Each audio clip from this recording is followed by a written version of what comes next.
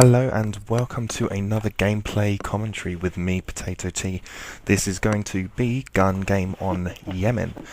Now what I'm going to be doing is I'm going to be running through some of the weapons and what I personally think are the best weapons in each class. But obviously it's all down to opinion, as just my preference to them. In this particular video I was actually playing pretty poorly for the first half of the game and managed to bring back an excellent finish and ended up winning the game, even though the person was on, I think, 19 kills when I was on maybe 11 or 10 or something like that.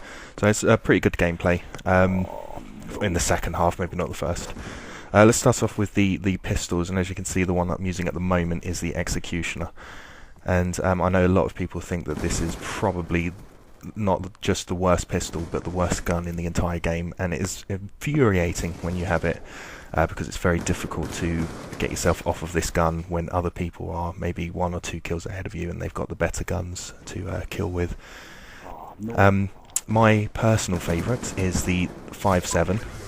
I think this is a pretty good gun. It's got, if you're quite close to your enemy, it kills in 2 shots, which is pretty good. So does the TAC 45. So they're both very good guns, but the 5.7 has a 20 bullet magazine, which is very good for a pistol. So personal favourite. I mean, the TAC 45 and the B2R 7 or whatever that one is also a very good gun because it's a 3-burst gun and does kill very, very quickly. The submachine guns, I'll just move on to them. I mean, submachine guns is really down to personal opinion. They are all very, very good. A lot of people don't tend to choose the one that I like, which is the Scorpion, but I like it. I don't know, sometimes I like to choose a gun on how I personally feel using the gun, not on how the stats go on some particular guns. A lot of people tend to say, oh, this gun is technically, statistically the best gun, so I'm going to use it. But I like, you know what, I like the way that this gun looks in the iron sights and the actual shape of the gun, so I'm going to be using this one. And you know, it does affect on how you excuse me, how you play the game on the gun that you're using, whether you like it or not. If you don't like the look of the gun, I believe that it can actually affect your gameplay. The assault rifles, technically the best assault rifle is the M8A1. It is a fantastic gun, very, very accurate, and but it is a burst gun, and so it's all down to whether you like to use these burst guns or not. I mean, if you do practice with it and you do get very good with it, it is probably one of the best guns to get. Throughout all the other Call of Duties, I've always played with the AK-47, and it is my favourite assault rifle of all time, whether it's on Modern Warfare 1, Black Ops 1, Modern Warfare 3, I can't remember if it was on Modern Warfare 2, I think it must have been. And it's just always been a favourite of mine. Just the shape, the way that it shoots, the recoil has always been fantastic. On Modern Warfare 3 it wasn't actually quite the same shape, so I didn't use it as much, but I did still use it a little bit, which is why I choose the AN. Although it has no actual relevance to the AK-47, it is the same similar shape, and which is why I particularly like it, just because it kind of resembles the AK-47 from the previous Call of Duties. The shotguns, I think that the best shotgun in the game is the Remington. A lot of people would agree with me on that one. It is superior in the way that it acts pretty much like a shotgun. It's not like a automatic burst, which some of them are. Well, one of them is, and it's not a single deadly shot, which I think that's the KSG, which does that, which is not a bad one. It's got a very, very, very good range, but it is, if you're not accurate with it, then there's really no point in using it.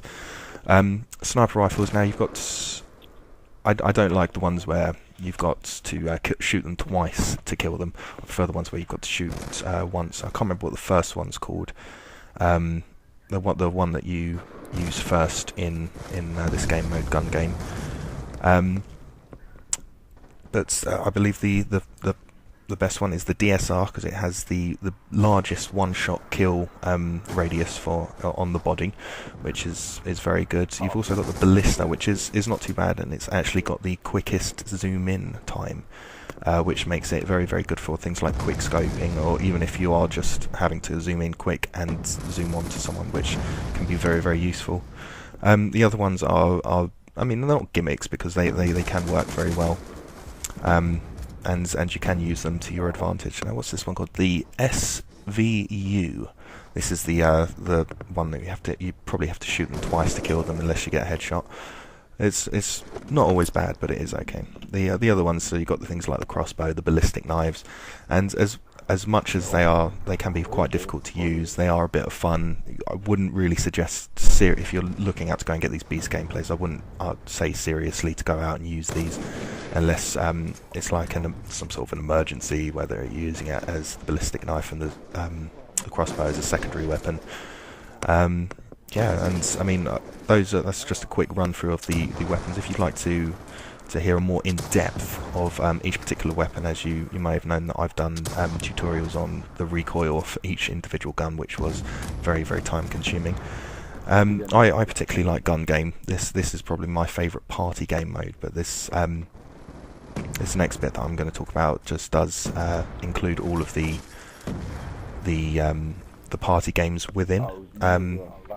We have now it's changed from just using getting COD points and winning through like betting and wager matches, to actually getting score towards your prestige, which is really, really good. And I'm glad Treyarch have decided to do that, because it really does allow more freedom within the game, and it is a very good. I mean, you get things like accolades at the end, which can be very good. I think I got a frenzy accolade which got me 750 points, which is 5 kills in quick succession, and you know, just getting 750 points in as an additional to a game actually lets you rank up quite quickly.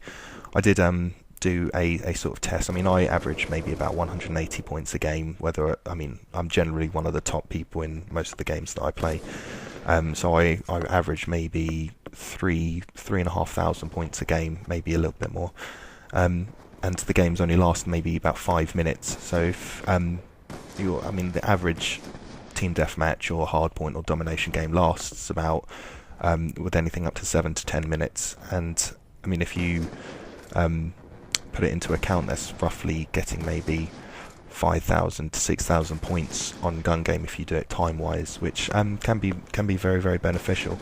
And you do get to use a massive range of different weapons, so you do get to practice with all the sniper rifles, you do get to practice with all the shotguns, which is I think is a very, very good idea.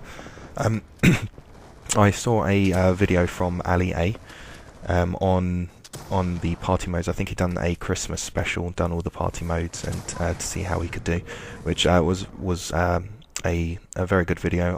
I'll put a link up in the corner to it if you wanted to watch it.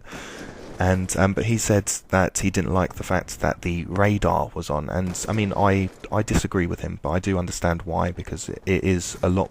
You have to take a lot more skill to hunt them down, kill them without the radar, and I do understand why he prefers it that way. But I would just like to say that I prefer it with the radar on, because then you can get the games over quicker, and it actually helps to towards your leveling up, which is actually quite a bonus. And it just means that you can't get any nasty surprises as well. I mean, I don't like, although it does happen sometimes where you've got someone running behind you because they've just spawned and they're not on the radar yet, and it is annoying sometimes, but I mean, it happens. Anyway, that's it for this commentary. I hope you enjoyed, and I hope some of this information was very, very useful. If it was, don't forget to give the video a like, and I'll be bringing you some more on hardpoint on standoff, which will be to do with the areas in the map which you should be going and which you shouldn't be going. Not with an indefinite, but it will just be showing you a rough guide on the sort of areas that you kind of should, to not get yourself killed. And have a lovely day. Okay, bye bye now.